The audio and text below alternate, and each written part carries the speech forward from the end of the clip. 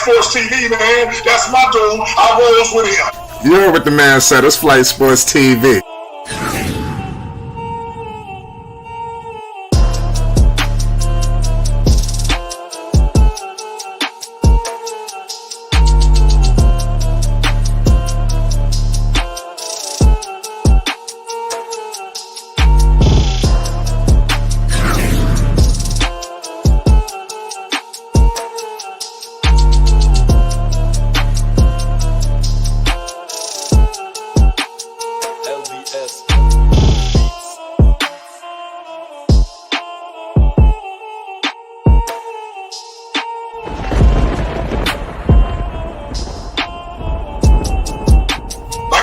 Flight Sports TV, that's where it's at.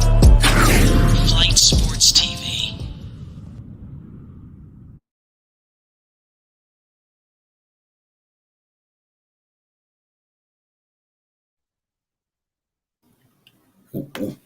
What's going on, people? It's Flight Sports TV. I appreciate y'all for checking with me. You already know what it is. We back with another one of them things. We got a whole lot to discuss tonight. We're going to be breaking down the Los Angeles Lakers game that's playing right now against the Cleveland Cavaliers. We got a lot to discuss involving Anthony Davis as well. You know, he's had flu-like symptoms. You know, that's not something that I say that we need to lose our minds over. And I'm going to give numerous reasons why. We're just getting started. And also, we're going to be able to cover some of this game because, dare I say, the game is far from over. We got a lot to discuss. Shout out to all my Laker fans all around the world. Shout out to the Cleveland Cavaliers. They're doing big things. You already know what's going on. Salute to everybody rocking with Flight Sports. I want to appreciate all y'all for tuning in with us tonight. We got my man All Access in the building. Dex, talk to the people. We live. Yes, sir. Shout out to Flight Sports TV, the machine, the voice of the voiceless, the people's champ, the hottest in these streets. Shout out to the panel as it feels, as the bat signal goes out for the collection of content that you will hear on Flight Sports TV. And shout out most definitely to the craziest celebratory chat in all of YouTube. And big ups to everybody rocking with Flight Sports TV this evening. That's right. Right now, we got a game right now, 98-106. And the Cleveland Cavaliers, they're looking like they're trying to run away with this thing. We got 4:14 to go in the fourth quarter. You know, Donovan Mitchell is definitely looking electric out there, you know, with his new backcourt with Garland. This is going to be a tough team to beat in the playoffs, man. I'm telling you right now, this team could very well be in the NBA Finals. You know, I know nobody's talking about them too much, but this team is not going to be no pushover to beat in the playoffs. It's going to be hell. This dude, Donovan Mitchell, got 36 points, 5 rebounds, 5 assists, and 4 steals. This is what Mitchell is doing while he got Mr. LeBron James, you know, in his backyard. I told the people yesterday, this Cavalier team, they have completely revamped the roster. They threw with LeBron James. You know, when LeBron was there, or when he leaves, he just destroys all the revenue, just leaves the organization in shambles. That's not the case right now. Cleveland they have turned the page on LeBron James. What's your thoughts on Anthony Davis tonight, Dex? Did you hear about Mr. Anthony Davis? Actually, no, I wasn't even paying attention to any basketball until I just woke up right now. I'm not worried about no Anthony Davis right now. He have showed and proved he's going to be player of the week.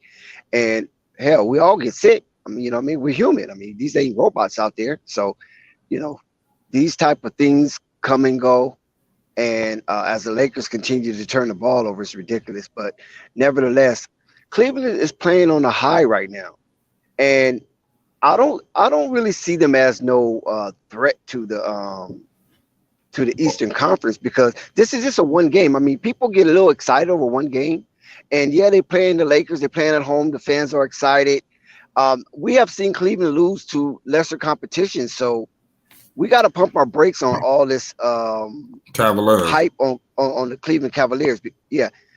We have to pump our brakes on that because, yeah, it's a good game from Donovan Mitchell, but Donovan Mitchell had plenty of good games. But we have never said that there was going to be any type of rumble in the Eastern Conference. So we have to see what this team look like on the back end.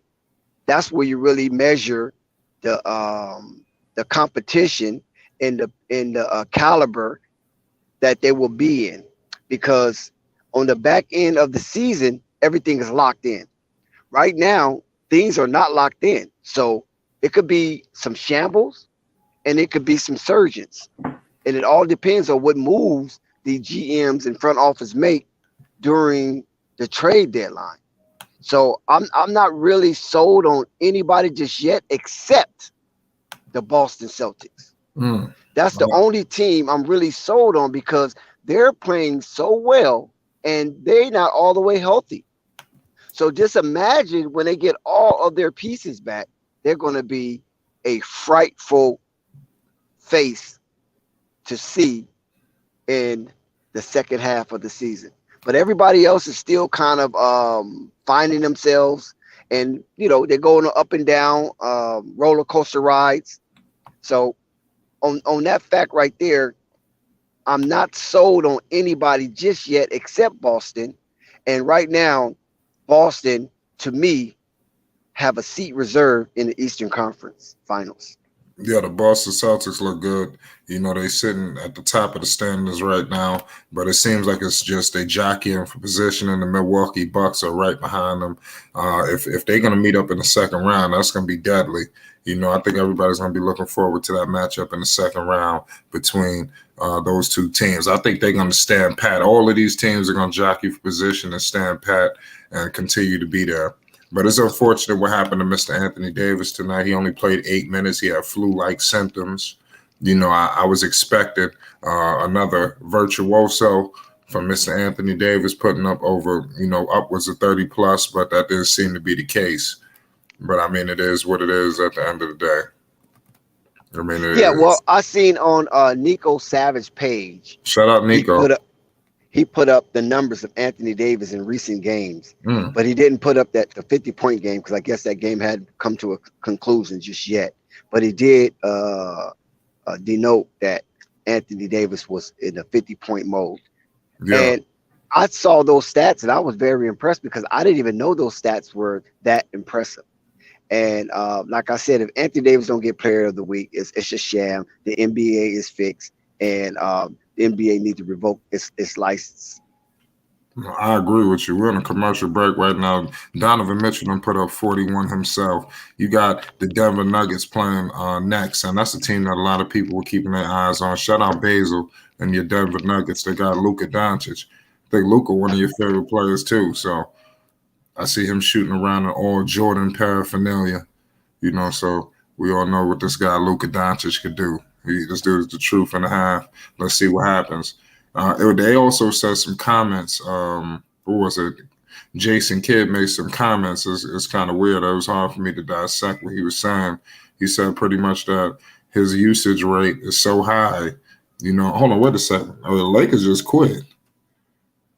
I don't mean to cut you. My bad. I just seen it's 3 minutes left. The Lakers they pulled all the starters. Wow. Yeah, well, I mean, this Laker team without an Anthony Davis playing the way they playing, they're going to be like a bottom feeder. You know what I'm saying?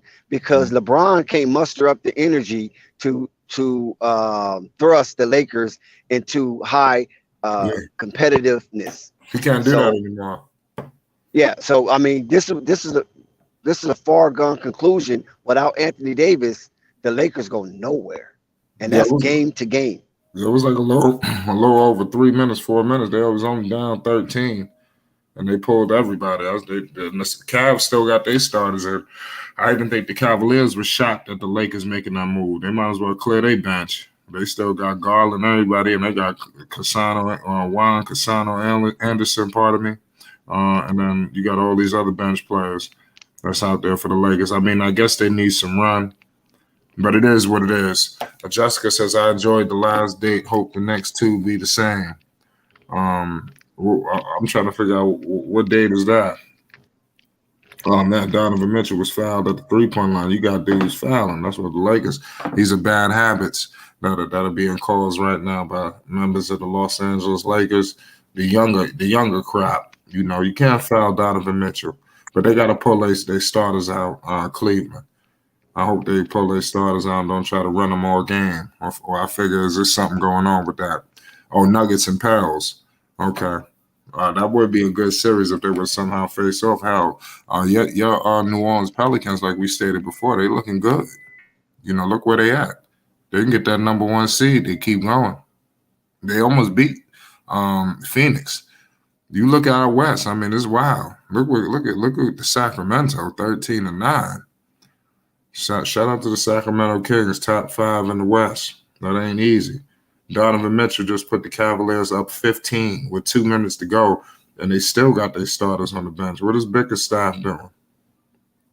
I think they don't like LeBron James. This is crazy what they're doing. I'm looking at Kendrick Nunn. I would like for the Lakers to give him some more minutes. Are you monitoring Kendrick Nunn and some of these other guys on the Los Angeles Lakers? I'm watching the game right now. The Thomas Bryant of the world. I don't know how you feel about some of those guys. Y'all let me know your thoughts on players like that.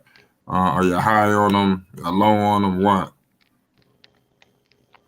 I'm keeping 100. I just see LaMelo on this new commercial. New NBA commercial. I don't call me if I'm tweaking. There's everybody. He just featured in it. There's a couple of people, and I never seen this commercial before. Dex said AD did get Player of the Week. They said it on here. Yeah, I didn't know that AD won Player of the Week. But shout out to Anthony Davis. He's got to keep rolling. The Lakers, they're gonna be a dominant team. But tonight they couldn't do it. If they would have had Anthony Davis, I think they would have secured this one. So I'm not gonna kill the Lakers. But you needed this one. I thought the Lakers could somehow sneak this. And I think we talked about that yesterday, that the Lakers was gonna be clear. I picked the Lakers to get Cleveland. And they couldn't get the job done. Yeah, with a healthy team flight, I don't blame you, because Anthony Davis only playing 8 minutes against this type of Cleveland team. The Lakers really don't have a chance. I mean, I'm just glad the game was within a 20-point margin, because Anthony Davis sucks so much air out of the room when he is playing with his ego. And I don't think Cleveland, with the add-ons of the Lakers helping Anthony Davis clear the way, will be able to beat them even at home. But without Anthony Davis, 15-point win is not, it's not, how can I say it without being asshole? It's not a foregone conclusion, basically. You could see that a healthy Cleveland team beating a absent Anthony Davis Laker team by double digits. Yeah, I agree with that. I'm looking at your man Thomas Bryant. I know you were high on. Finally, the Cavaliers cleared their bench. Bickerstaff been doing his thing. He was like a coach that was moving around a lot. I thought he was going to be a career journeyman intern or something like that. But give him credit for carving out a job. I don't know why nobody highlight that about Bickerstaff. No, nobody. He just sitting away tucked. We did last year. Last season we did. We highlighted him. They did. Okay, yeah. I just know, not just us. I mean, just like he don't get enough respect. Okay. I mean, because I feel like this guy was an intern. Nobody viewed him as some top-notch coach. Especially for the career interns that be out there, that you just know, hey, he's gonna be an intern. This guy messed around and got the job, and they re-signed him and everything. Mm-hmm. So it's all about the location. You got NATO at the line. This game is about wrapped up, 115-102. This was, like I said, it is what it is. LeBron did the best he could tonight, so we got to give him credit. That's the last thing we want to do is kill Mr. LeBron James. LeBron James played 36 minutes tonight, y'all. He had, how many rebounds this dude had? Hold on, let me get this stat line correct. I'm up here on ESPN. They're giving me two different kind of lines tonight from Mr. LeBron James. LeBron James is definitely the truth. My man LeBron had 21 points tonight. This dude had 17 rebounds. I think that says something. 17 rebounds, no AD. He left in minutes in the first quarter. I think there's 17 rebounds. He stepped up. What do you think about LeBron and his 17 rebounds? That's why I think LeBron probably need to play more on the block. Exactly. Exactly. Yeah, Yep. especially now. Like if him and Anthony Davis had just locked this thing down, they need to just go Yep. 4 or 5. But it seemed to be some issue going on where I think LeBron want to continue Well, to be at the perimeter. So yeah, that's the because LeBron want to control his destiny game to game, and if you put him down at the block, then he's going to have to continuously to bang, push, shove, kick, crawl, scratching to try to make something happen, and that's not what LeBron want to do at this stage in his career. You know what right. I'm saying? He don't want to be wasting that type of energy in and night out fighting these other big men his size. So he want to get out there on the perimeter and do his thing and scapegoat his age. You can't really scapegoat your age night in and night out down there on that block because it's a lot of youth down there and it's a lot of girth down there. And LeBron put too much money into his body to try to do this, especially if he don't feel that the Lakers is going to win a championship. If he feel the Lakers maybe first round, second round exit, I don't think he's going to invest that kind of energy down there on the blocks night in and night out. Even though Anthony Davis will be supremely advantageous for the Lakers if LeBron do that. Yeah, I agree with that. Anthony Davis and LeBron James, man, they're a good partnership. They need to stick around. Shout out to everybody rolling in here. We're giving you guys the Lakers, Cavaliers post game, and give also scouring the league, keeping y'all up to date, posting on what the hell is happening. Also, we're gonna touch on what's to come tomorrow. There's a whole lot of basketball to be played tomorrow. Tonight was very light on the schedule for some odd reason. I don't know what the NBA is doing with their schedule. And Tuesday nights are usually, hot for the NBA, but it seemed to be a little slow tonight. I think Well, they only the team, have 3 games. I think I think the teams that the NBA have heavily invested in are not doing as well, or they have some type of scurrilous scandal within the organization. Yeah, And this is what and this is a mad heavel that the NBA has to deal with. So instead, they have to try to promote some of these other teams. I yeah, mean, when you look at the star power and the gravitas of some of these mega markets, they're not really up there just yet.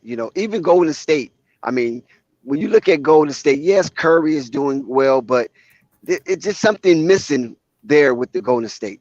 The Denver Nuggets, people were high on the Denver Nuggets prior to the season, knowing that these hell of a talent is going to come back into the organization and be formidable. People's not really trusting that. So it's a lot of mistrust, not so much distrust, but a lot of mistrust. And a lot of these teams, the NBA was trying to shove down our throats prior to the season. And these other teams, what we call mid-market teams, like the Cleveland Cavaliers, the Utah Jazz, the Sacramento Kings, these teams are surging and they are right in our face, but we're not accepting it. We don't want to we don't want to masticate on the talent and the ability and the winning desire that these mid teams have. We don't want to masticate on that. We want to chew on the big boys because we have a bloodline of dominance. You know what I'm saying? So, and right now that's a kind of a conundrum for the NBA to really thrust forward with these mid-level teams or mid-market teams, and they fall off. You know what I mean? So if they put in our face the big markets and they fall off, no, okay, no big deal. But they refuse to really go after the mid-market teams and put in our face, because if they fall off, and then we're gonna blame the NBA for pushing that agenda. Yeah, that's a good question you're asking. So do you feel like the ratings are down for NBA right now? Maybe a little bit. It may be a little down because you got the World Cup. You got a hell of a college football season with the surprise of the USCs of the world that's getting back into the conversation of being in the top five. I mean, and being in the what you call that, the Power Five conference. You got Alabama dropping, so that's interesting.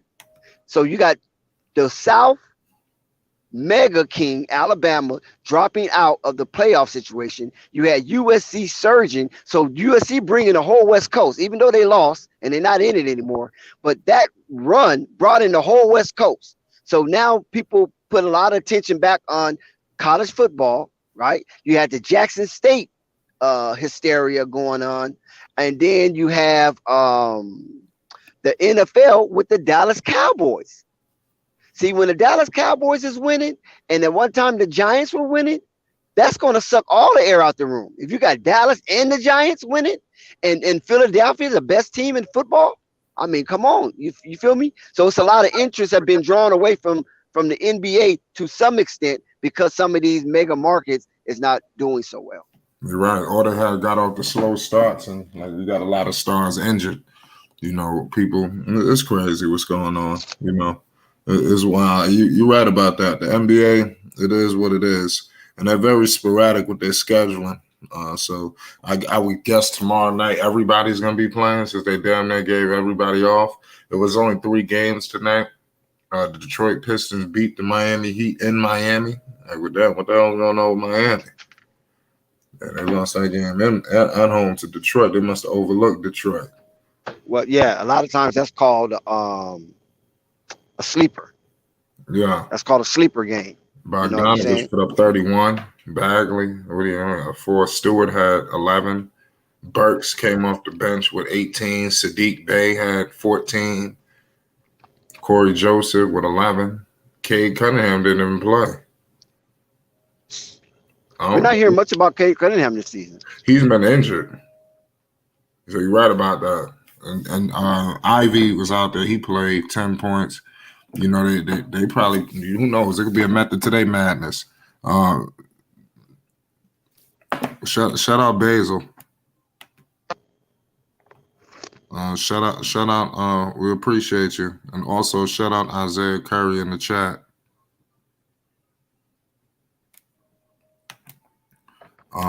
And also shout out my man Zen Master talking about the Cavs Nation. Now you're a Cavs fan. Zen just be bouncing around. Yeah, he went from what the hell he went from Cavs. He was going from everywhere. Celtics. He backing out all kind of hats. Me, I'm a Knicks fan. You know, I'm a Knicks fan first, but I mess around with a couple teams. You know, obviously I like the Bulls because of Alonzo. I like the Hornets because of Melo. But it is what it is at the end of the day. Shout out all my guys out there. We do is mess with teams, man. That's just all I can say. Guys mess with teams. And that's all you can ask for at the end of the day. What, you there, Dex? Yes, I'm here. Yeah. I was listening to you. Yeah. So I was going to talk to you about this other game. The Dallas Mavericks. What's this team? Yeah, Dallas about to come on. That's a game that we can monitor. I wouldn't say I'm gonna give all day play-by-play. Basil told you to check the PayPal. Yeah, that's what I'm looking at it. Yeah, my bad. He sent it twice. We got you, Basil. We appreciate you, Basil. Your Denver Nuggets are not on just yet, but it's going to be a game to look out for. I'm looking at the injury report right now to see who's missing. Okay. You got Michael Porter Jr. That shouldn't be news. Tyler Dorsey for the Dallas Mavericks. McKinley Wright is also going to be out. And also Colin Giuseppe. He's going to be out. So that's something to look out for in the monitor. It seems like they're going to have everybody there. All the superstars are going to be in attendance, and that's all that matters. So we're going to see Jokic. We're going to see Luka. We're going to see the crew. Timmy, you know, a lot of people. Donovan Mitchell tonight put up 43. He spoiled LeBron's return for everybody that's joining us. It says, y'all know I'm just antagonizing that. Oh, okay. Oh, I didn't know that. I didn't know what you were doing. He said he was rooting for the Cavs to fool with you. The Lakers gonna be all right though. They dropped this game. They moving in the right direction. And at the end of the day, that's all you can ask for is for them to move in the right direction. That's it. You know, you can't ask for nothing else at the end of the day. Basil says, you think AD will play tomorrow? They play Raptors. That could be a reason why they sat him. You know, now that you're thinking of it, now I'm thinking about that because it is a back-to-back. And it is flu-like symptoms. I would think anything involving Anthony Davis, we should be concerned in some capacity. In my humble opinion, Zen says, hey, D, probably don't play. AD probably don't play either with LeBron. LeBron had a hell of a game tonight. You know, I don't see how you could really shit on LeBron. You know, at the end of the day, you know that's not nobody you can shit on Brown right now. Brown did his thing. You see my man Anthony Davis. LeBron picked up tonight with the rebounds too. You can't beat that. For a dude coming through with 17 boards, that's major. You crazy? With the absence of AD, nah, can't beat that. Well, Dex, what's your thoughts on that game? Are the Lakers? What game are you referring to? I was talking about the Laker game. Well, like I said earlier, you know, the Lakers are without their power force, Anthony Davis. So them being shorthanded on the best player on the court for either team, the advantage will be for the Cleveland Cavaliers because there's no one to suck in the Cavaliers to really focus on. And Cavaliers is a good enough team that if there's nobody on the court better than Donovan Mitchell, then most likely they're going to win that game. Right. No, I agree with that one right there. Shit, Donovan Mitchell, man. Shit is crazy. That dude is a bona fide superstar tonight, y'all. And that dude is going to be on the All-Star team leading the Cleveland Cavaliers deep into the postseason. So are they going to send two All-Stars from their team? Do Darius Garland make it? Do Jared Allen make it? I think I think if they remain top three, they gotta definitely get two. I mean, they got Cleveland back to resurgence, you know, so it is what it is. They got the team back. So you can't beat that at the end of the day. You know, so we're gonna see how that plays out. Yeah, they definitely gotta get that. I believe that the Cleveland Cavaliers, it's just going to be either a second round exit. I think they'll get past the first round because they'll probably be ranked high enough in the Goldilocks zone where they can get a home playoff series. But after that, I think they're done. I don't see them moving too much past the top two. And the top two is Milwaukee and Boston, Boston being one. Now, I believe Miami will have something to say about some of that as well. But right now, Miami is just, they just swimming above water. Yeah, Miami, they're just definitely not where they need to be or where they were yesterday. Basil, shout out Basil with your $50 donation. I want to appreciate you. Generosity. I want to definitely appreciate your generous, gesture. Want to appreciate you, man. You've been rocking with us from the beginning, man. And I want to thank you. Shout out Rap Guy Reloaded, Testing. Shout out to everybody that's in the chat every single day. Everybody want to appreciate all your support. Zen Master, of course, Jessica, all of y'all. We can't run it without the people. Basil says Joker's triple-double tonight. Oh, that could be in the cards. They don't really have much going on out there in Dallas. Do they have my man? I don't know if they got JaVale out there.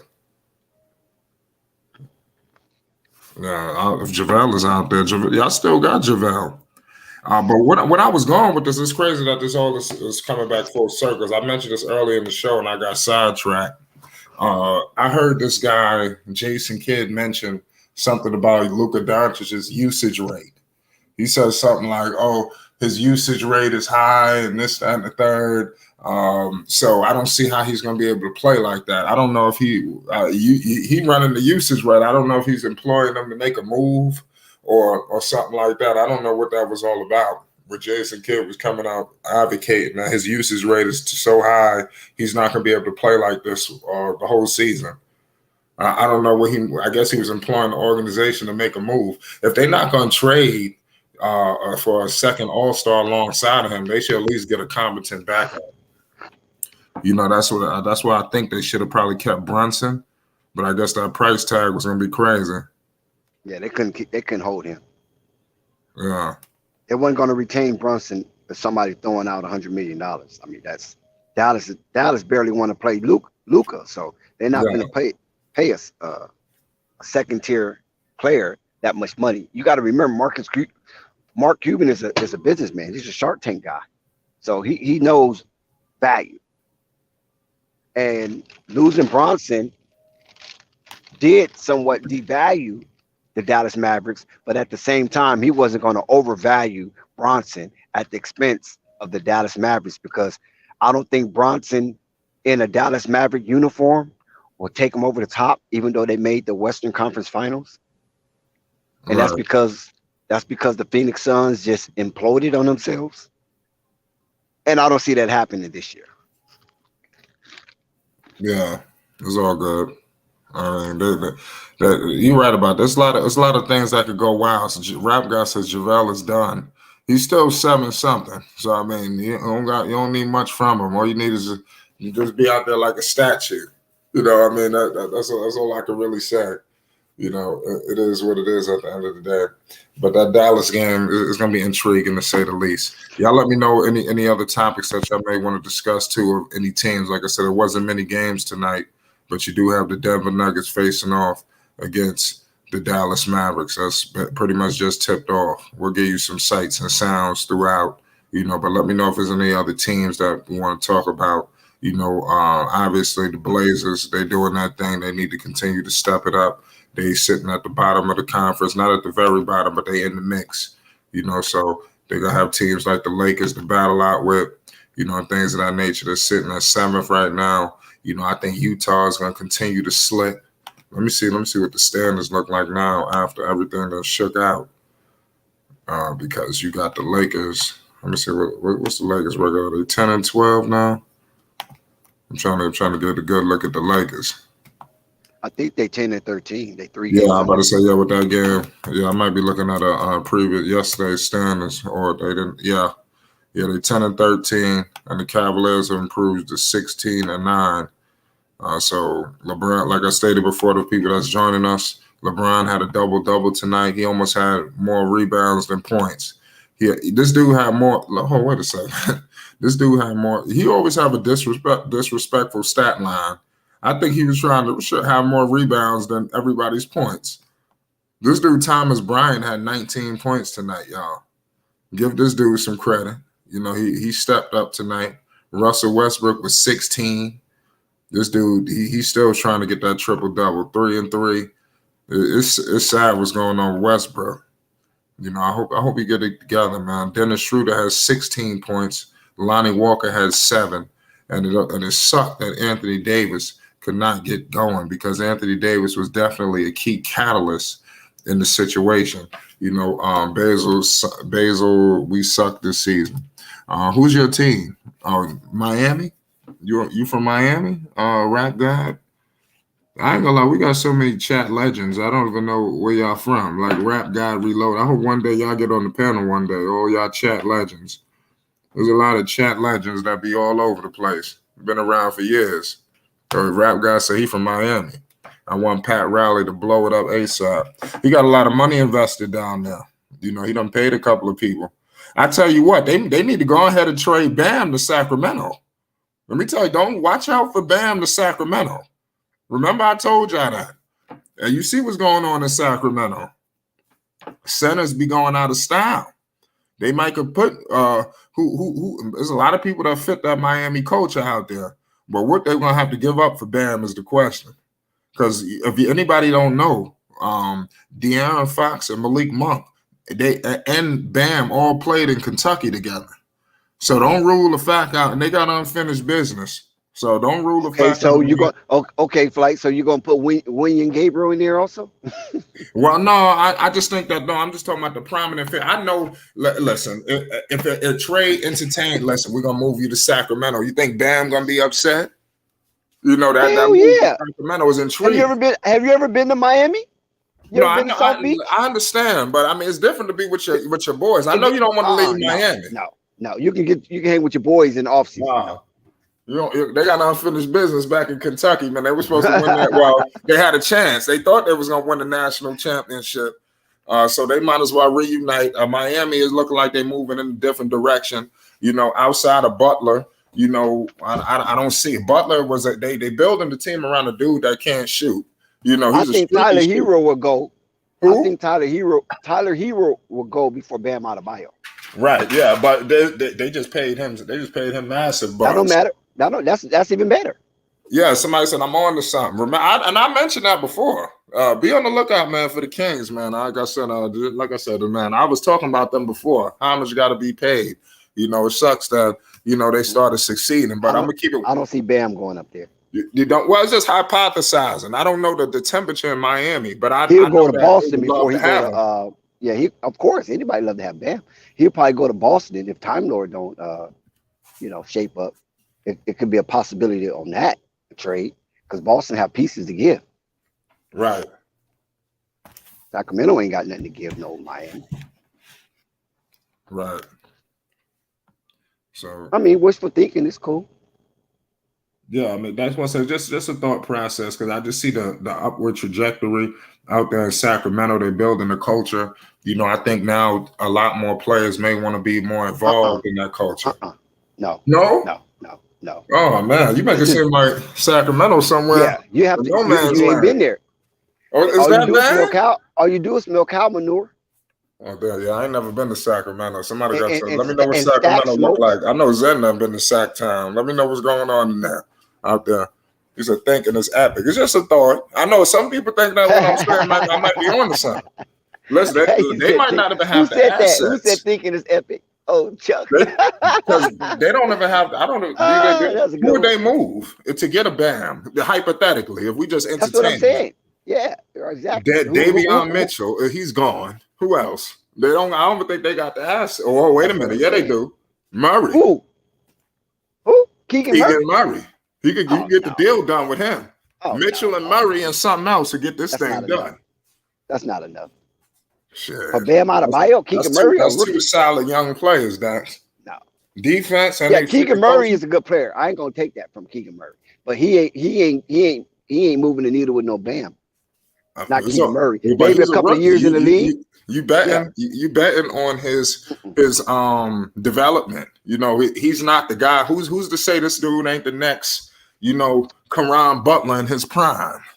I'm just hypothetically speaking now. Ain't Caron out there in Miami?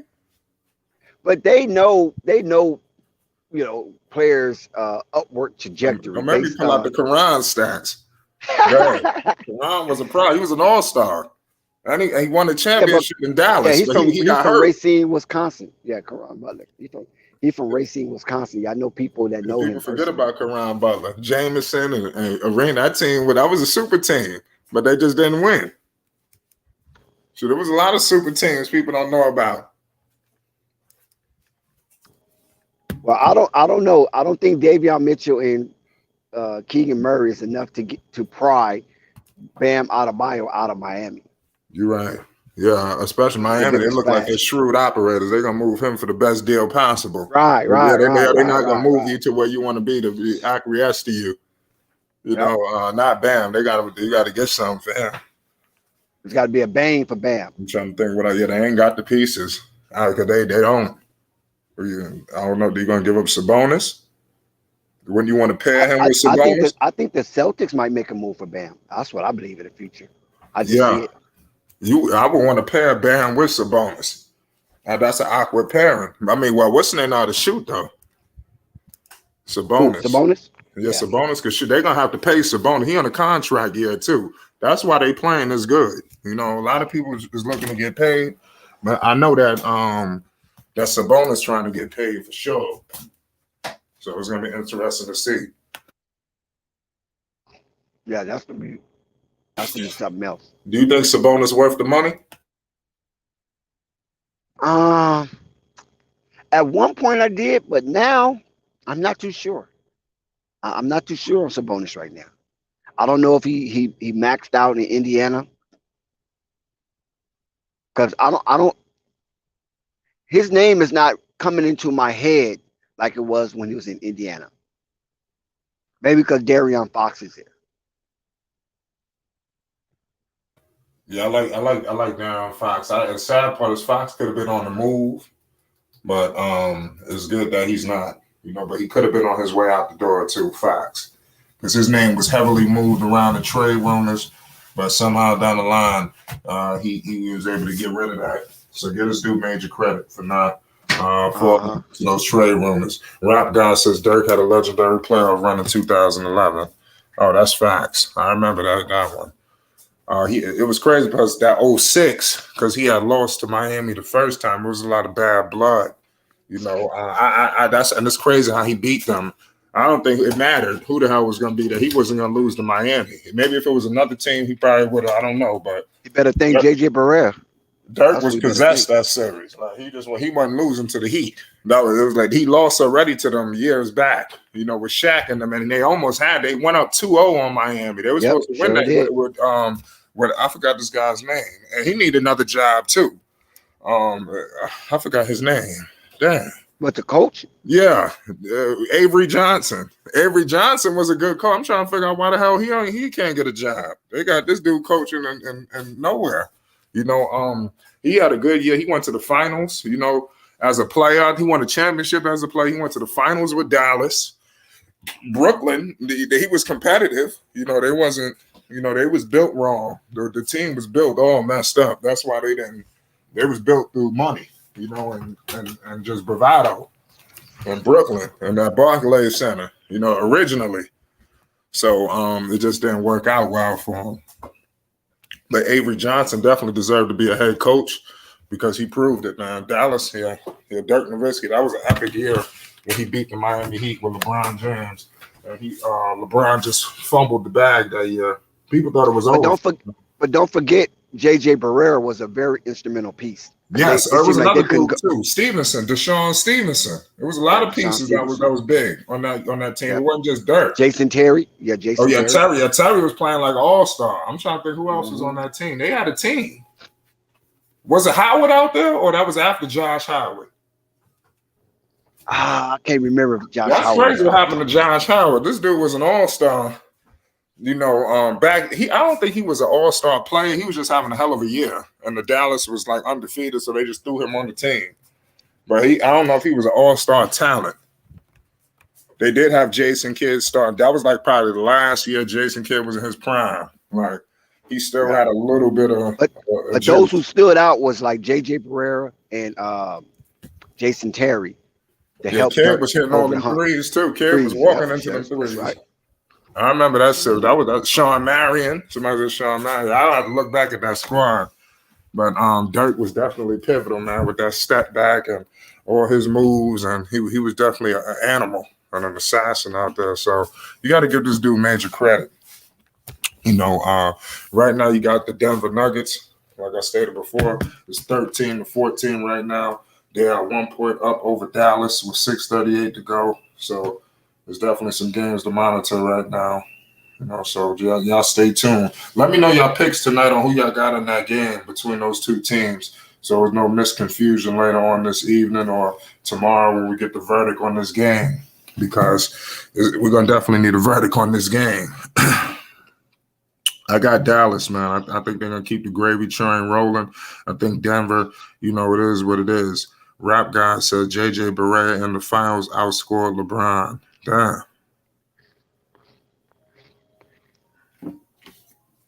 Somebody said Slim Dallas swept the Lakers that year.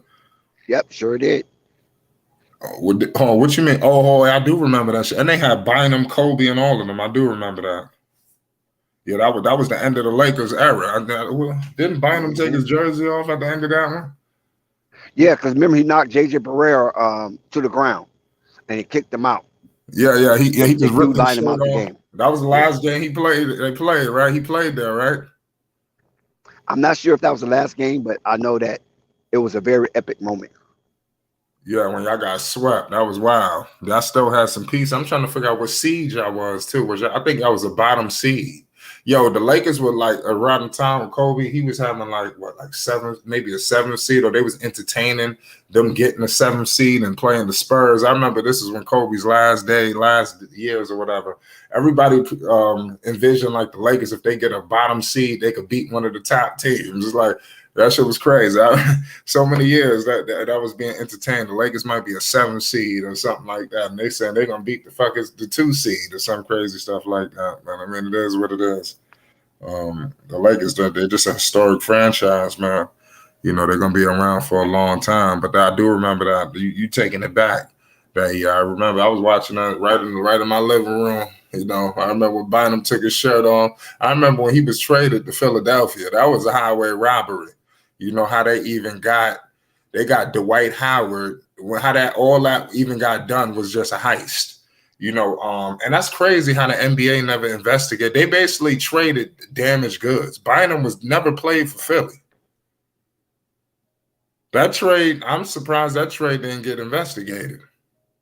You know, I don't know where the tampering rules were in, but that was wild how they basically got something for nothing. They traded. I forgot what they did, but I'll have to look back into that trade. But all I know is Bynum never played for Philly. It was a process, like it was part of the process. Oh, they probably knew a chance that he wasn't going to play. He never played. He was the medical records. They get the medical records transferred. Yeah. So they know that this guy's finished. The Lakers knew. They got rid of him right on time. You know, that's unbelievable, man. I mean, Bynum had some pretty good games when he left the Lakers. You know, he still was able to be somewhat of an imprint to a team, but his head wasn't all right. That's what was wrong with Bynum. Bynum thought he was better than what he probably was, and his head just wasn't all right. Kobe just did as much as he could to mentally facilitate this guy. But Bynum just, you know, his head wasn't there. Yeah, I think Kobe knew the talent level of Andrew Bynum. Andrew Bynum's definitely a talented 7-footer, you know, but he had a lot of knee problems. You know, that was his biggest culprit, the knees. His knees just went out on him. You know, all the knee injuries, man. There's no way he could sustain yourself like that, taking injury after injury after injury. So, like I said, I could just wish the best. Calvin Beeler says, "Go Cavaliers, let them know." Rap God says, Bynum would have been a Hall of Famer without injuries. I believe so. I think a lot of players would be Hall of Famers without injuries. Bynum was definitely on that trajectory. You know, you got to think what they did good for even getting him. I think they had a shitty year one year, the Lakers, and then they were able to somehow acquire him, you know, later on down the line. You know, with that down year. So having a down year, not so bad, because they was able to pick up Bynum, you know, and, you know, keep it rolling. But it is what it is at the end of the day. I think it would have been nice if they would have got this pick. They will be able to get a pick swap. So I think either way, they should get a decent pick. I think the Lakers could get, if they miss the postseason, I think they're going to get a decent pick regardless, because it's a pick swap with New Orleans. So let's say the Lakers somehow got the 5th pick in the draft, and this is just hypothetically, you know, and then New Orleans got well, damn, I don't know if they're gonna get a good pick regardless. You're right. That's crazy. My bad, I'm talking too soon. Let's say New Orleans get like the 20th pick or something like that. You know, they would just swap that pick out with the Lakers. The Lakers gonna mess around and get the pick all the way in the back of the draft. Not even a lottery pick. And that's the problem that the Lakers are facing. I hope that the Lakers can somehow figure this out. They put themselves in a tough situation making that trade. But I understand they had to do it. And I think in hindsight, they would do it again. Yes, most definitely the Lakers should trade with the Bulls. Lonzo and DeMar DeRozan Hmm. for Westbrook, Kendrick Nunn, and Austin Reeves. That sounds like a decent move. Like I said, I want Lonzo back out there. I know they want DeRozan. I think Vucevic is they just throwing him in because he's gonna be up for a contract. So Chicago probably like, y'all might as well take him too. Because there's no way Lakers we don't want can. no Vucevic. He ain't getting no max. He gonna be getting something competent though. I don't know who gonna pay Vooch. Who could use a Vooch? Yeah, trying to think who sure. I'm trying to think who he can go to. He need to go to a team like Utah. Go to Sacramento. You go up to Sacramento. Possibly. They changing the culture, man. He a little slow. He need to go somewhere where they got defensive. He need to go to Milwaukee, somewhere where he's insulated. They got Brooke. They got Brooke up there. Yeah, he ain't ready to come up. They got Brooke and Bobby. He need to go somewhere where the defense is loaded, so he don't have to do too much. That's what he need to do. Boston? So, what about Boston? Yeah, somewhere where he's protected, where he could just play his game. Because with the Bulls, they got him on the island. They basically leaving him on the island every night, and to get exposed defensively. He need to go to a team that's gonna hide his defensive deficiencies or protect them. And that's not the team. He getting completely exposed defensively. And sometimes when he have high point nights, you kind of forget about the times he's been getting cooked all game. So you forget about that. But there's a give and take with Vooch. But I think it's time for the Bulls to move on because they need a different player. You can't continue to have Nikola Vucevic out there just doing what he's doing. You got to upgrade that talent. You can't continue to have a guy that can't protect the basket, can't do this, can't do. You just can't have these. What about the Raptors? Slim King Hoop said the Raptors. Well, yeah. I have to look into the Raptors team, but I think that's a team that he can go to. Or if he just gonna go to a younger team and be an all-star game. I don't think that's in him. Yeah, like go to a team like he ain't got no room in Oklahoma City. To be honest with you, these teams don't have the luxury anymore of picking up these older guys and letting them, they got to let these other people play, especially with these younger teams. They don't do that really much no more where they bring in a guy in his 30s and let him be the number one option. Even though Vooch would be an upgrade over a lot of pieces. I'm trying to think of what about Charlotte? He definitely not the center for Charlotte. He's not a rim protector. But is he better than Plumlee? Yeah, he's better than Plumlee. Thank you. All around. But the thing is, he's a different center. Plumlee could protect. He ain't the best rim protector in the world, but he's better than Vooch. You gotta think of the defense. I don't know. I don't know about that. I'd have to disagree. So you think Vooch can protect the basket better than him? Better than Plumlee, yes. Because Vooch, when he's down there, he'll block your shot. He'll put that shit right back down your throat. I've seen him do it too many times. Y'all let me know. Plumlee's always seemed to be out of position to do anything. And I'm starting to think he's doing that on purpose because he doesn't have the athleticism that he used to have. And he's hiding it. So if he's out of position, you can't never really, gauge Plumlee's defensive acumen. You know what I'm saying? See, some players do a lot of shit on purpose. Right. So it deflects from their actual position out there on that court. You know what I mean? Like, say for instance, if I'm a point guard, but my handles is not that well. So I'm a dribble, then pass every time, whether it frustrates people or not, because I can't expose myself through the lack of handles. So that's why I'm a dribble, pass soon as I get challenged. You feel me? Yeah. And I think Plumlee is that type of player.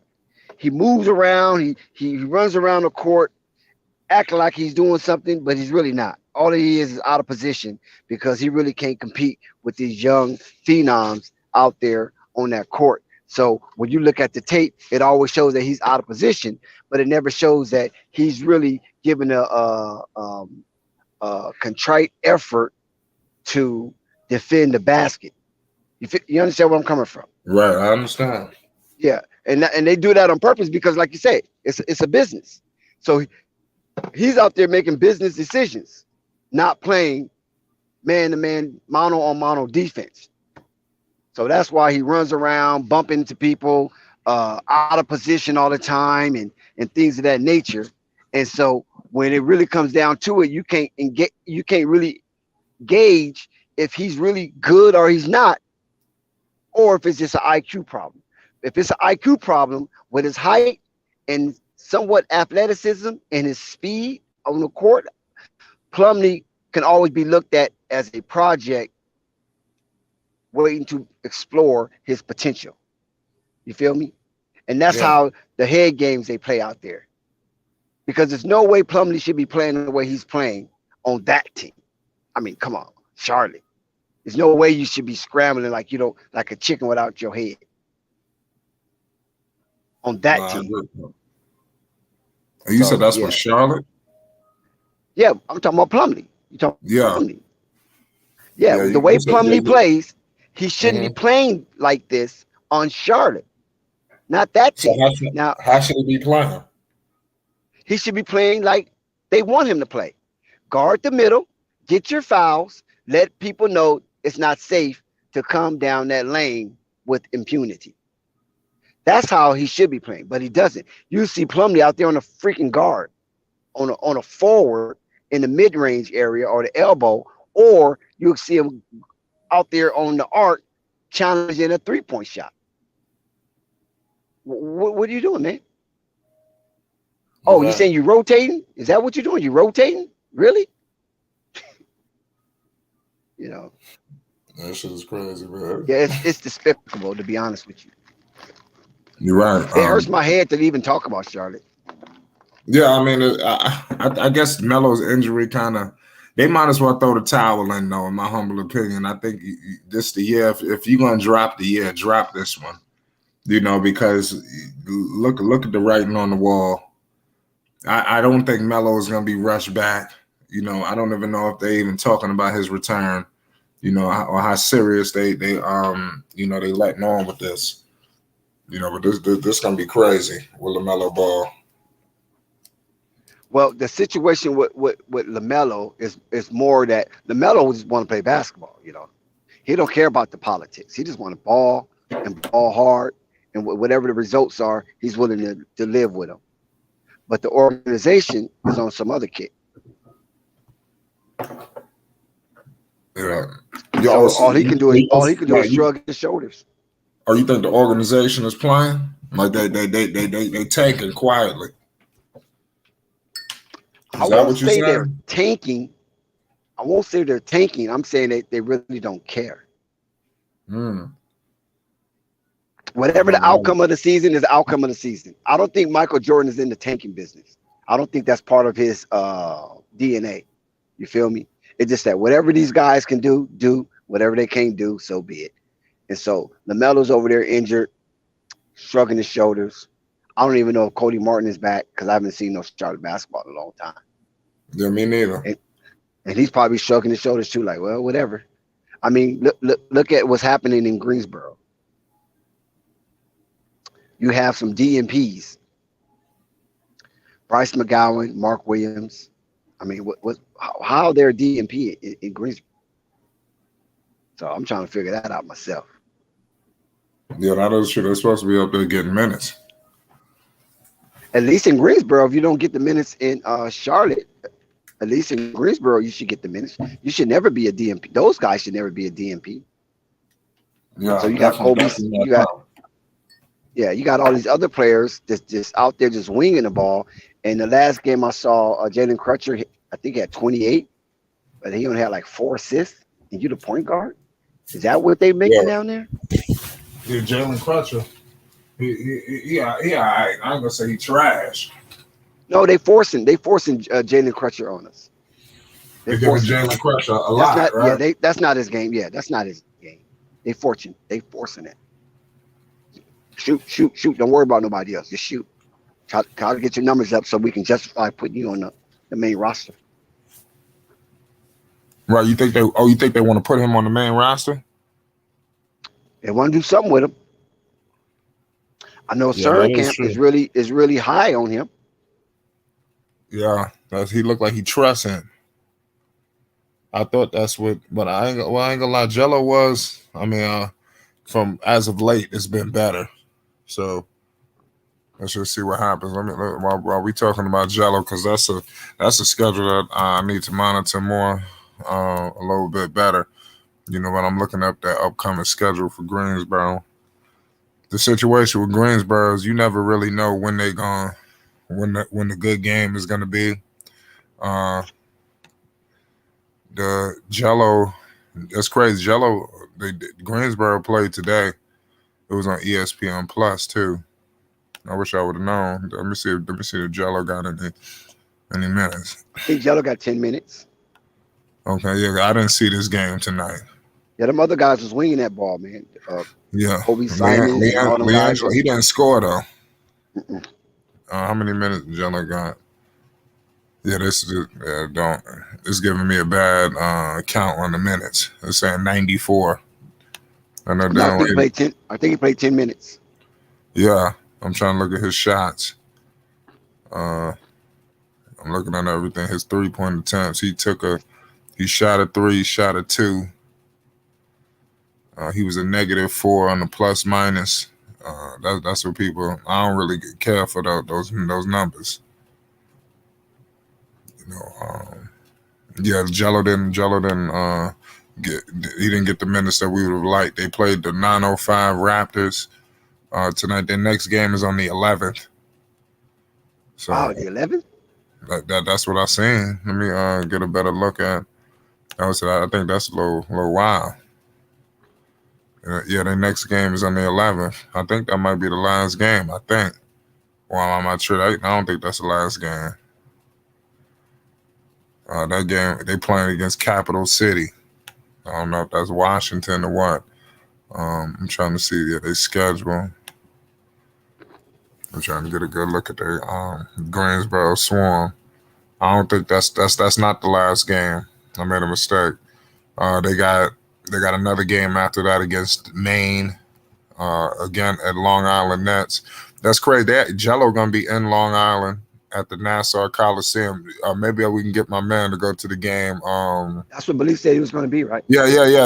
They had Nassau Coliseum in Uniondale, New York. I literally grew up right at the Nassau Coliseum. They playing 2 games at the Coliseum, Tuesday and Thursday, Christmas, New Year's weekend. So New Year's week. So right after Christmas, the 27th and the 29th, they're gonna be in Long Island and Uniondale on ESPN Plus. Let's hope that my man Belize could go check that game. I know the tickets can't be nothing too crazy. But shout out to the Nassau Coliseum, man, out there, man. That's crazy. Jello gonna be out there, and I believe that he said that was the first time he seen Jello was at Nassau Coliseum. So yeah, Jello be moving and grooving. That's crazy how they put these G League teams on the outskirts of the main cities. You know that Right. That's crazy. Yeah, that's wild. I would have loved to see Jello at the Coliseum if I would have got that opportunity. You know, Basil said, "Let's go Raptors." The Lakers play tomorrow. Yeah, that's gonna be a good one. He said, "Damn, a lot of great guards in the NBA. I'm ready to fire Ball News back up." Oh yeah, I said, "Yeah, man, might as well." There's always some news. You know, you just gotta scour. Sure, I can find some news right now. You know, just gotta Yeah, Coach Prime. All you got to do is Coach Prime. Shit. Right. You jump on that bandwagon, you rolling. Right. Yeah, it's coming. We'll do a Coach Prime live tomorrow. You know, we'll do that to everybody. Make sure y'all pull up. I've been on top of the news though with everything that's going on. So I believe I'm very informative, and I could definitely speak. You know, on that topic. You know, there's a lot going on with that, but that's coming. You know. Shout out Rip Mills. You know, he said R.P. Mills. Who the hell is that? Mills. Who's Mills? Oh, Mills Lane, the referee. Oh yeah, Mills Lane. Oh wow, is that right? The Hall of Fame referee. Yeah. Yeah, he was all over everybody's timeline today. I seen that. I didn't know who he was. Just scared the shit out of me because he was standing next to somebody. I said, I know he. I said, oh hell no! I woke up this morning. That was like the first post I seen. I said, oh man, they didn't got this dude. And then I had to keep reading it, and it's wild. So, they say it's been an awful year for the Ball brothers as far as, I mean, like I said, it ain't been the best. It's not ideal. Like I said, if you read between some of the lines of what was said, obviously something could be going on in Charlotte. It is an ankle. It's not like it's an ACL or MC. I'm pretty sure. I'm not saying this is going to happen, but I wouldn't be surprised if the losing would have compound itself.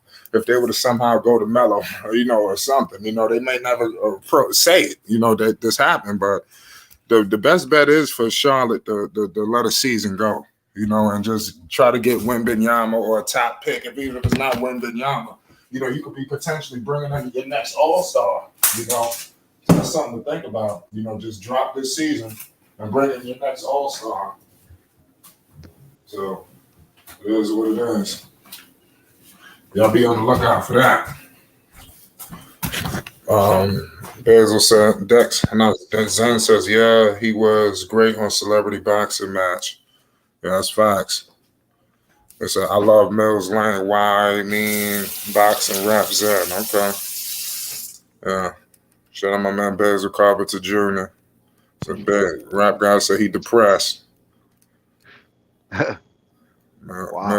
Mills Lane, let's get it on. You always said you was a legend, right? Yeah.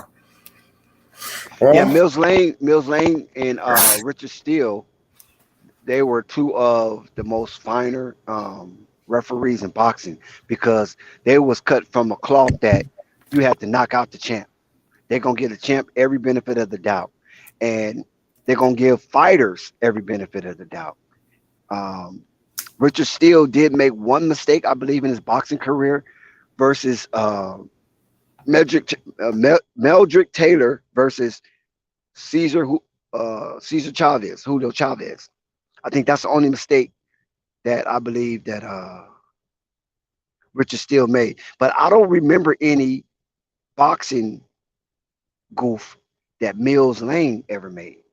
I mean, Mills Lane was on top of his game. He cared about the fighters. He cared about the sport. And when he was the centrifugal of the atmosphere inside that ring, he made boxing so entertaining that sometimes you forgot who was fighting and you was interested in the way that he conducted the fighters throughout the rounds. That's how effective and impactful Mills Lanes was in the boxing world. He didn't let you cheat. He didn't show favoritism of one fight over another. It was all about let's box. Let's get it on. And when he said that, he meant it.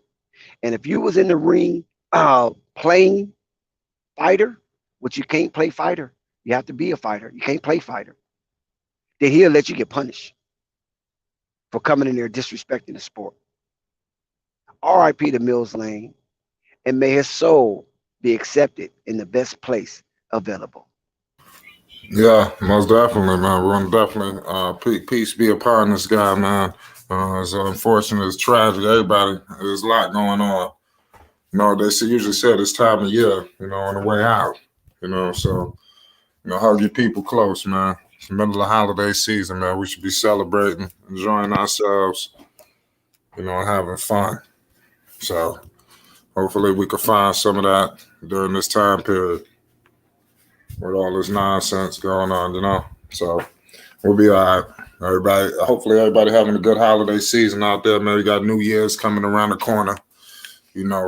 What's some of your thoughts as this year is wrapping up, Dex? Even if it ain't got nothing to do with basketball, how's your year been going, man? Because we at the bottom, we damn near at the tail end of it. Yeah, this year went by really fast. It did. 2022 was a theme of celebration for everybody that's out there doing positive things and making positive impacts in, around, and out of your community. Big ups to you, and I hope that that type of prosperity continues um, into the years that's coming. What's been big for me is one, my health. Two, dealing with the big baller brand and everything around there. That was fun and fantastic in itself. The conversations that were had and are having was great. The connections that were made and are making is superb. And I hope that everything we discuss and people we talk to face, FaceTime or whatever, whenever we in the same proximity, coming to fruition. Because we try to make connections. Because that's what the world is about, making connections, networking. It's not about sitting on your ass just trying to make a few dollars off of YouTube. It's about getting out there, shaking hands, meeting people, talking with people, getting phone numbers, and getting on the phone and trying to enhance all your endeavors. That's what I wanted 2022 to be for me and the people that I influence. We don't need to sit around waiting for someone to do something for us that we can do for ourselves. I mean, the internet was a godsend. I know some people say it's a lot of misinformation, misdirection, and lies and all that. But the wealth of information that is on the internet, whatever search engine you use, because you don't have to use Google. There's plenty of search engines out there. You just have to get connected with those search engines and use that information from the telemetry that it comes from to enhance your everyday life, to enhance your family. So find something that you enjoy and make it a business. Instead of a hobby, turn it into a business. See, when I was young, we did everything, it was a hobby because we didn't know about the entrepreneurship and all that now. Today, especially when President Obama had the entrepreneurship uh, tentative, where money was being allocated to certain kind of startup business and things of that nature. That was a godsend as well because it gave you an opportunity to put your brain onto something and thrust it and connect it to where the money is. Now, I'm not talking like money is the be all to everything. I'm not talking like that. But we know that we live in a capitalist society. And when you live in a capitalist society, it's about service and demand. Either you're going to be serve somebody or you're going to demand service. I'd rather be the guy who service than demand service. Because if you demand service, the people that service can cut you off. You know what I'm saying? They have the right to refuse. But if you servicing, yeah, people don't have to accept what you're offering, but there's 7 billion people in the world. And there's 7 continents, and some say it's 8. But the 7 known continents, there's millions of people on these continents that you can deal with. And see, and this is something that I learned from Big Baller also. You don't have to have the best consumers in the US. The United States only got about 400 million people. But out of that 400 million people, you might service 20,000. And you can make a good living. You can buy mansions and put it on the hill and build parks and basketball gymnasium in your house, just serving 20,000 people. And how many percent is that? Is that lower than 2% or a little over 2% from 400 million? And you can live a nice life. But guess what? There's still 6,600,000,000 people out there that need to be serviced as well. And if you can make your brand desirable, you don't never have to look back. And this is why they buy up Fat Farm. This is why they buy up Sean John. This is why they buy up Carl Canal. This is why they buy up FUBU. This is why they buy up Rockaware and then throw it away. They buy it for tens of millions and sometimes maybe 100 million and then throw it away. Put it in Macy's for a little while and throw that shit out the way.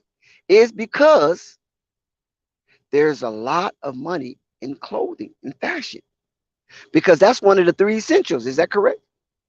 Food, clothing, and shelter. Those are the three essentials for mankind. Food, clothing, and shelter. So when you get into one of those vectors of quintessential, I'm going to say quintessential, of quintessential need, then, and you become somewhat successful, they come knocking on your door. How much you want to sell at? How much you want to sell at? And if you don't sell it, then they're going to start a campaign to smear you, to devalue your goods and product. In the food market, we had the richest black man in America was in the food market, and we didn't even know who he was until he died of brain cancer because he was using cell phones in the 70s. Can you believe that? We didn't even know about cell phones. You feel me? So we also had another successful black man in the food industry. We really didn't know who he was until he became a politician. And he was a Republican. And he got really popular that he ran for president. Then he died. So there's a lot of things that goes on in this world that a lot of us that's from the lower class don't get taught.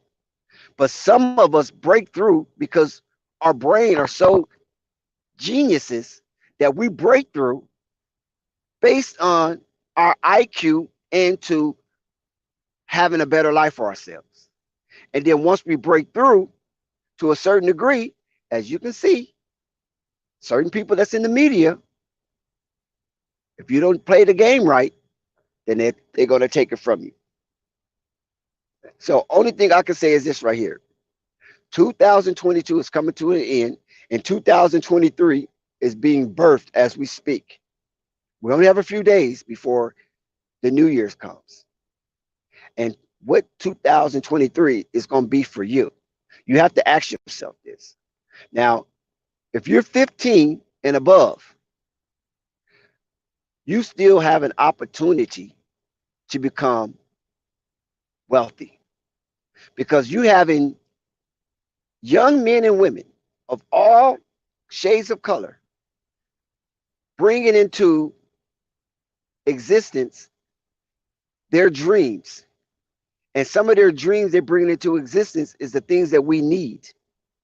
And when these young, invigorated entrepreneurs' ideas get accepted, they become wealthy beyond means, making way more money than their parents ever made, and probably will continue to make more money than their parents ever will in a lifetime.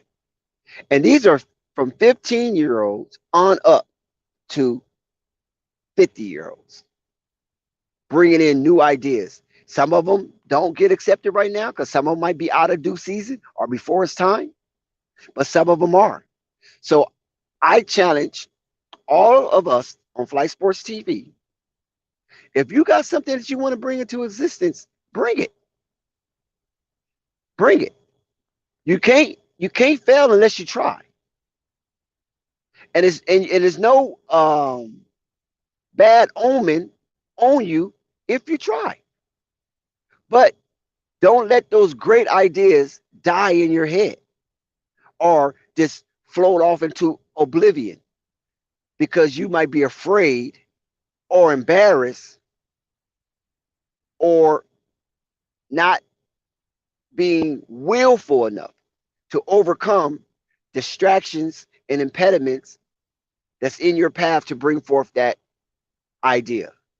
Because I'm telling you, there's little girls out here making sweet tea and making millions. There's little boys out here making pendants for the military and making millions. And these are low level teenagers. So if these 15, 16-year-olds can do these astonishing things because they're brave enough to share their idea, and some of us who have plenty of ideas because we've been old enough to run the mill are not pushing forth our ideas, that's a sin. Because you might have the idea to really open this thing up for all of us. And this is why it goes back to the Big Baller brand. When I visit his warehouse, the only thing I was thinking in my head was, this guy got his own freaking warehouse. He is own distributor. All of this stuff in this warehouse is his. He can shut it down for 3-4 weeks if he wants to. And he can open it up for 4 or 5 years if he wants to. But it's all based on him because what? It's his. It's his. He can do whatever he wants. He is on time clock. He can wake up 2 o'clock in the morning, go to work.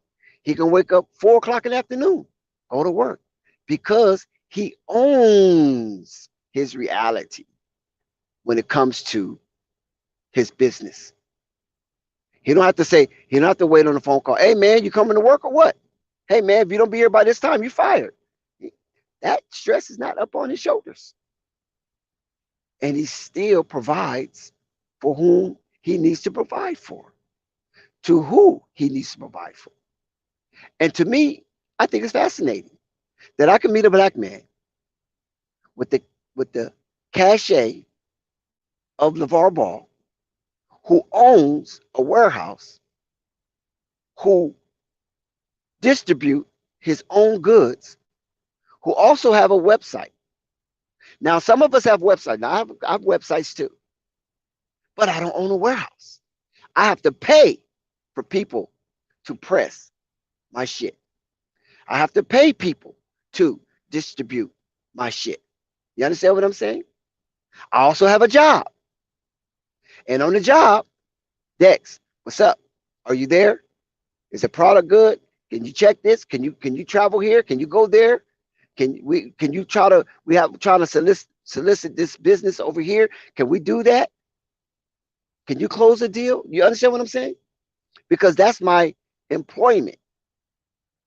But my clothing brand is not my full source of income. It's a side revenue. And the only reason why it's a side revenue, because I'm employed doing what I do. When you look at the Big Baller brand, he's not employed by nobody. You guys don't understand how big this is, because a lot of you guys are young, your kids, you're being manipulated by false prophets, charlatans, charismatic speakers, downright haters, and demons. And those guys influence you to think that the Big Baller brand is nothing. Because I don't know if they have a wherewithal or it's just downright diabolical that they put out a smear campaign for somebody who's iconic as a LeVar Ball. He ain't never slashed dirt on nobody. He ain't never put mud on nobody.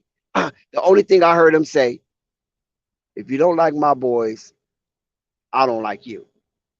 And now all people's pissing in their panties because of that. Because a lot of people out here comment. Me, myself, I don't relegate no opinion or judgment until I go see it for myself. How can I relegate a judgment or opinion and I'm down here sitting down in the South in the bushes or the forest, barely got water running. But yet I want to castigate and throw stones at somebody that's living on a hill in a mansion, saying that he's not a good person. And we have yet to read anything of substantial evidence that solidifies that opinion. That's downright doggish. And if you think that I'm just saying this because I met, chat, kicked it with the big baller brand himself, that's not the case. Because if I felt that this guy was a piece of shit, I would never have tried to visit him multiple times. All I can remember is that my first initial interaction with the big baller was in Chicago.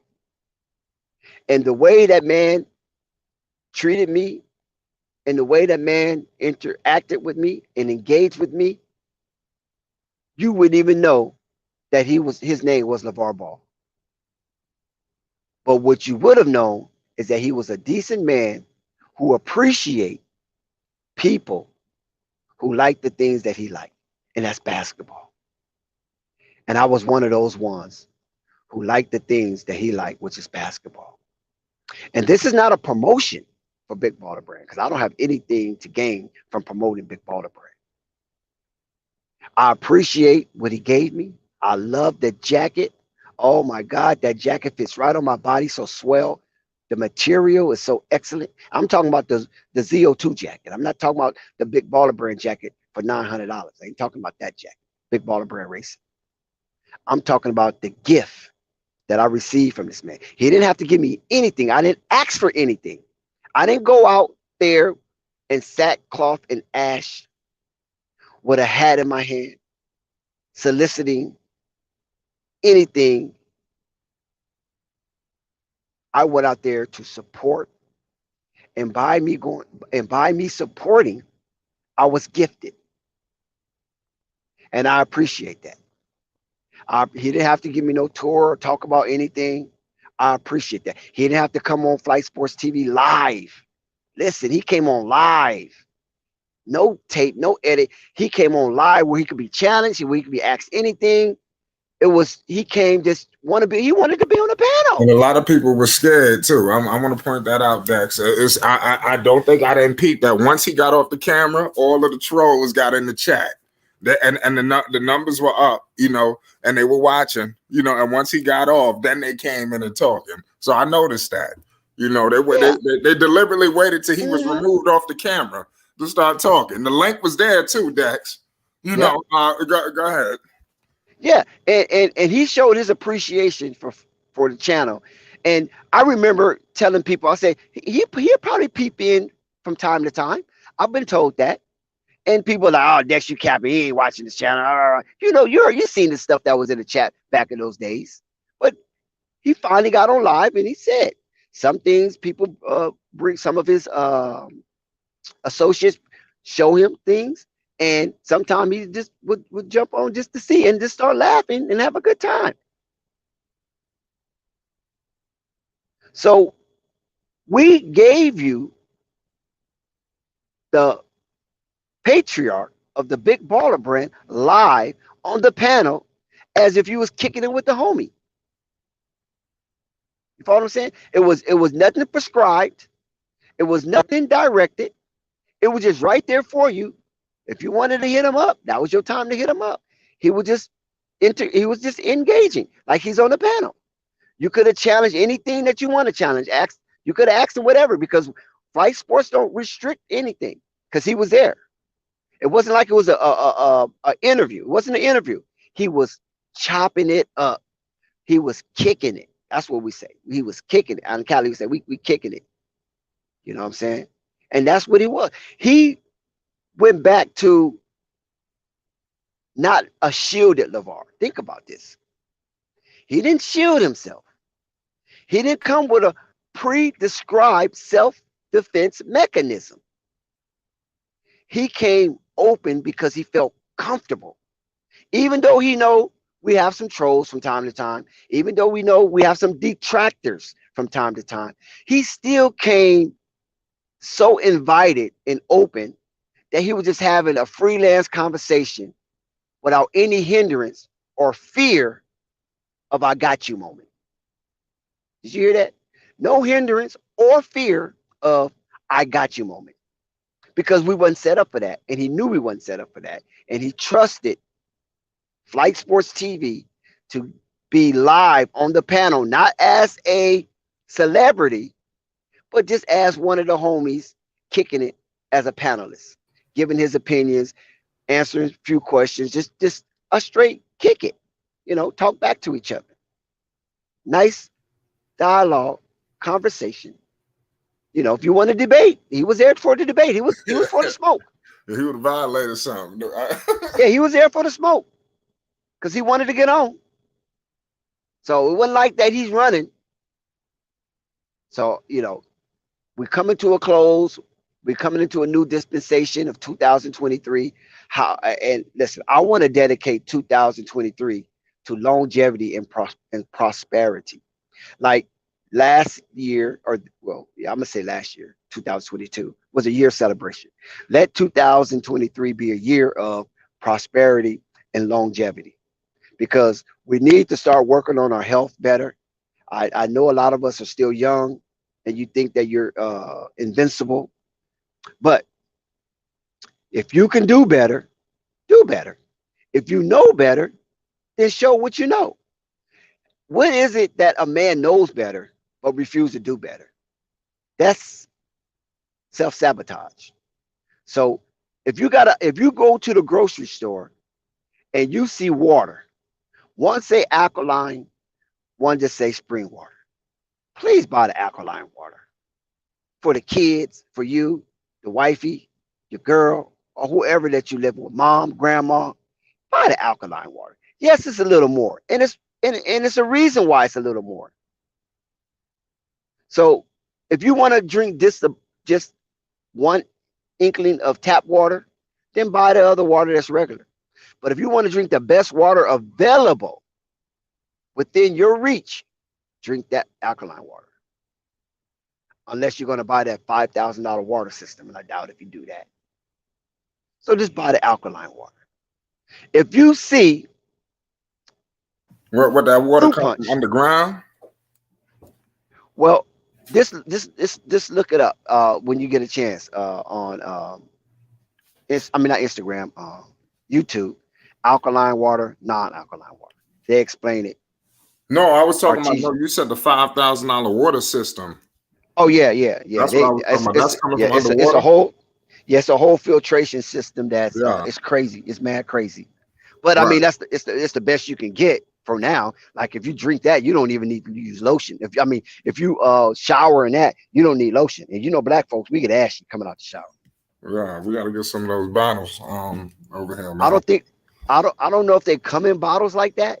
I just think it's a whole filtration system that you. No, I was talking about the triple B waters. We got to get some. Some of those waters. Yeah. And that hot sauce. You ain't eat the hot sauce yet? Well, I put the hot sauce in the store. Okay. So I put the hot sauce in the store, so when people see it, if they want to purchase it, then we'll send them over to the Big Baller brand, the website. Yeah. But that's in the store for display. Okay, it's more like a souvenir and display at the same time. Yeah, that's good work right there. Shout out to you on that good work, man. It'll come back. So, right. Like I said, we already sold the women shirts that I bought in hoodies. That's gone. Right. Oh, you bought them and sold them. Yes. Okay. Oh, I thought you was giving them to your family. Yeah. No, I gave some away because it was my niece's birthday. So yeah.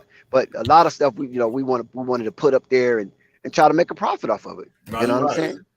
Like I think Triple B's need a bigger presence on the East Coast. I think out west the presence is solid. I think the presence is here on the East. They know what it is. I just think it need to get a little bit more in their face.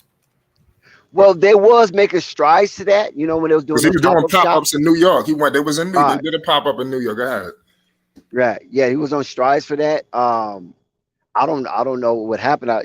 Sometimes you can't expand when you want to expand because it just ain't the right time. So just like with me, for instance, right? I have it's me and a partner. We have the Greedy Gorilla, right? He does a lot of the intricate work. Now this motherfucker in jail. You follow what I'm saying? He's in jail for something he did prior to us going into business together.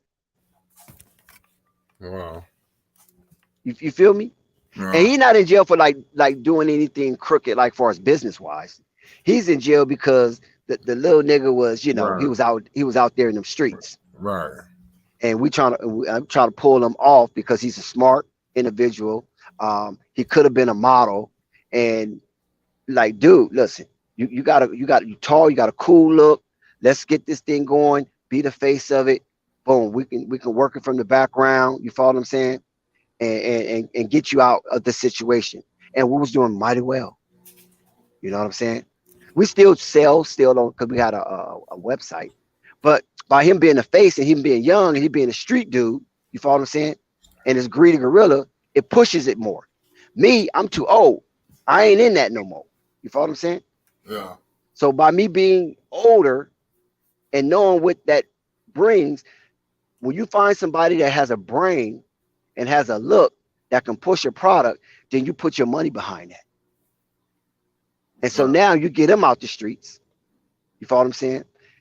We make money. He go hire his homeboys. I can't hire his homeboys. He can hire his homeboys because he's young with them. He's influenced with them. Hire his homeboys and go ahead and push the product. But he had something going on prior to us jumping off. And now he has to, you know, deal with that recourse. And, you know, he'd be out in a couple of weeks, but, you know, but he had to do like a 6-month stint or something like that, 7-month stint. But that hurts the momentum of the brand because he's being pushed as the face of the brand. You know what I'm saying? So when we do photo shoots, he's the guy. We might put him, we might go grab one of these nice little young tenders, put him in the brand, do the photo shoot. Now we got a handsome dude, a little baddie pushing the brand. And people out there buying it in Kansas City. People out there buying it, Iowa. People out there buying it, Arizona, California, Southern California. You know, a lot. Some of the hoods is buying it, you know. Right. You feel me? Yeah. And so by him being absent, when we want to launch a new product, we have to wait till that face get back and put the new gear on him and her and go ahead and launch a new product. Can't launch it on an old motherfucker like me. I can't get out there and try to launch it. Now I can get out there and circle around the OGs and let them see it and be like, oh, damn, Dex, that's tight. You got that in this? You got that in that? Man, we got it in everything you want. But if you want it certain customized, it's going to be a little bit because it's customized. But if you go to the site, you get it hands-on. You follow what I'm saying? So those are the things that we want to look forward to in 2023. Yeah, exactly, man. Same here, man. I want to thank everybody. You know, I know this off topic, but it's just on my head. But this is something that I'm going into. You know, I'm continuing my journey in the next year. You know, trying to improve myself as a father, as a person, as a content creator, as everything. You know, a friend. You know, everything. So, you know, one of the best highlights I got is my son. You know, he's going to be playing basketball. He starts AAU basketball the 18th of this month. I got till tomorrow to decide, do I want to coach the team? I told them people I do not want to coach. I want to be I can either be the coach of the team, the assistant, or just a helper. I don't want that. I used to coach. I coached 4 years. You know, they call on my line every day. I'm very excited too. You know what I mean? For my son, you know, for him to get out there because I want to be like LeVar out there. I feel like I'm starting my journey, believe it or not. You know, so I can't wait to, you know, down the line where, who knows, in the future, check out Instagram. We're going to have a lot of things, a lot of reels. We got a lot of things coming, you know, in terms of from Flight Sports this year alone. You know, you don't know what the hell you're going to see coming from Flight Sports. And that's from the athletic level as well. Don't be surprised if we get, you know, I don't want to do too much talking. But there's a lot going on, you know, that I haven't ever spoke to with a lot of people as well. So I'm looking forward into that. You know, I don't know. What would you think, Dex, if you had a son? I mean, I told them people on the phone, Like I said, I just want to be there to help my kid out. I want to be there with them, but I don't want to coach the team because I used to coach, man. I don't want people calling me like I'm some counselor, or it's almost like you a social worker. You're gonna have parents calling like I got a lot going on. I don't need all of that. I don't need parents calling me, telling me about their son. They did this, they did that, and he's sick today, or he ain't gonna be able to make it. Can you pick him up? Can you take him home? I ain't got time for none of that. I'm coming and going.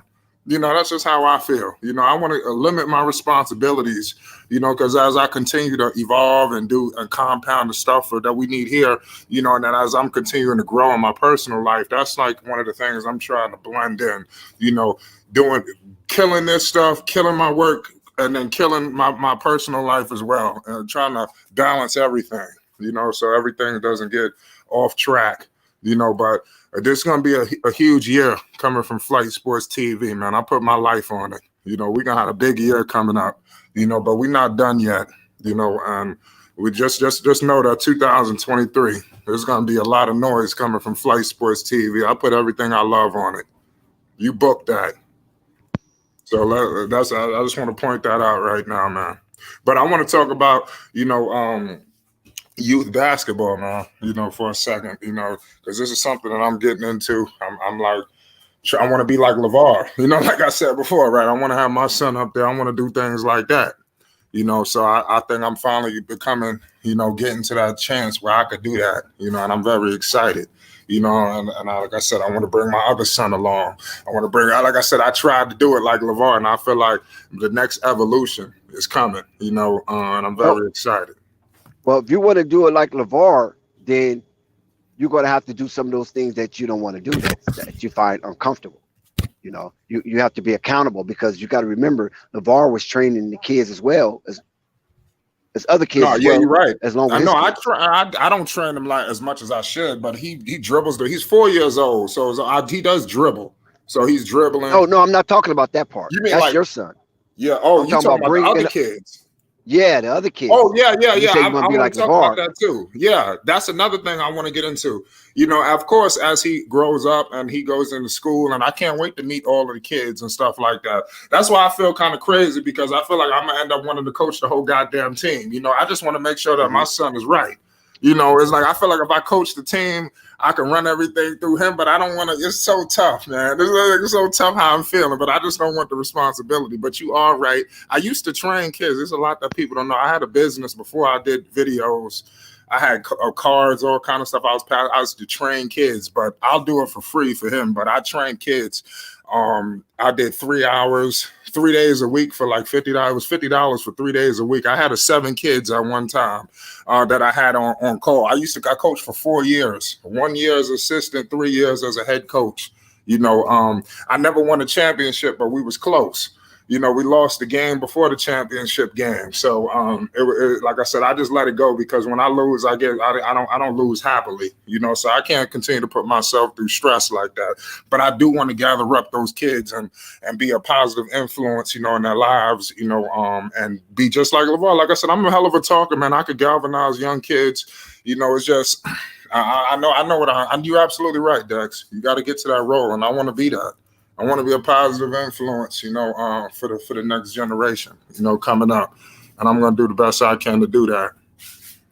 And it's very important that you want to have that in your heart, because, like the great Nimsy said prior to his passing, it can't just be on you; it's got to be in you. Right. Because if it just on you, it can be washed away.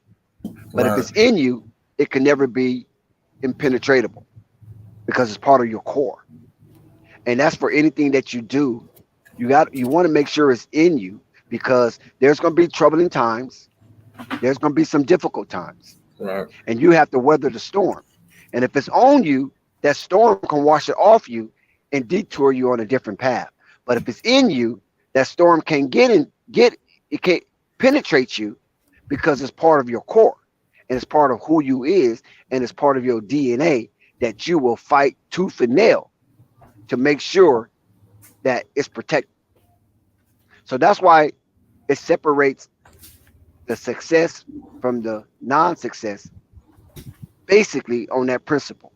Now we know there's other extenuating factors that come into some of these existences, but on the level, it has to be in you in order for you to overcome the difficulties and the impediments that would be placed in your path. This naturally, that will be placed in your path, not on no conspiratorial tip that you will have to overcome. Because everybody don't know, actually nobody don't know what's in your mind. So whatever in your mind, only you have full control of how you react to with what's outside of your mind. And that what you have to keep in mind, that you have full control to everything that happens outside of your mind. But you don't have, inside your mind, but you don't have control of what happened outside of you. So those impediments come naturally. Those difficult times, those dark days, those high decisions come naturally. And you just have to have the proper disposition and IQ to weather through those difficult moments. And I'm not saying you have to be 100% on your target. No, I'm not saying that. But what I am saying is you got to continue to go in the direction of your target. If the wind blows you a little this way, the wind blows you a little that way, it's okay. But make sure you find your way back on your tracks to get to your target. Because if you don't, then you just another aimless wanderer. Did you hear what I just said? Yeah. If you don't find your way or have the goals to get back on track, you become a statistic of one of the many aimless wanderers out there that exists but don't exist. That exists but not justifying their existence. So until you get to a place where you justify your existence, where you become a sphere of influence to those around you, and you use that influence and create a momentum for them to enter positive endeavors, not spin them off to do bad things that will have them in dark days for a long time. When you have that opportunity to use your sphere of influence to wrap around those and put them in a momentum or a cycle of good behavior towards good endeavors, that shows that you are a good person. You're absolutely right about that, Dex, man. Good, great jewels that you're providing for us, man. It's unbelievable. Listen, we about to shut it down. I want everybody right now, I want everybody to pull up tomorrow, man. We got a lot of things in store, involving Deion Sanders, Colorado. We really been holding. We didn't really get a chance to talk, but we got a whole lot to talk about. And like I said, I got a whole lot of knowledge. It's gonna be a long day tomorrow. Expect an earlier live than usual. So we could be running all night long from the time. Like I said, I don't want to do too much talking. Just make sure y'all pull up tomorrow. It's Flight Sports TV. It's time to get back to work. And it's time to get down, man. We're not playing no games. It's Flight Sports, man. Everybody hit that like button. Everybody hit that subscribe button. Flight Sports TV, man. That's my dude. I rolls with him. You heard what the man said. It's Flight Sports TV.